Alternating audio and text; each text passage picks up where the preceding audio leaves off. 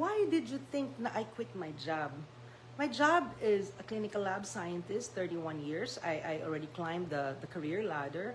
Mataas na sinusweldo ko, hindi ako starter or beginner. 31 years. I started when I was 22. Came to America, licensed in 24. I was age 24, and then I had my children all. So, yun na talagang pinakaugat, pinagkalakihan ng mga bata.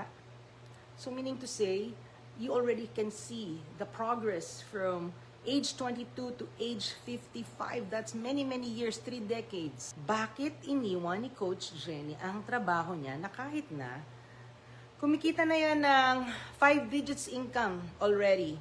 Gross, okay. You know, that's a gross income. Pero bakit, no? So I already mentioned earlier, time freedom is what my first goal is.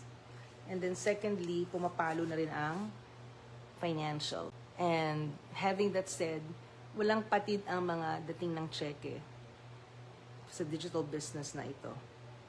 So, not to brag, but to inspire everyone that we can actually achieve the amount of check that you really wanna have in this kind of business.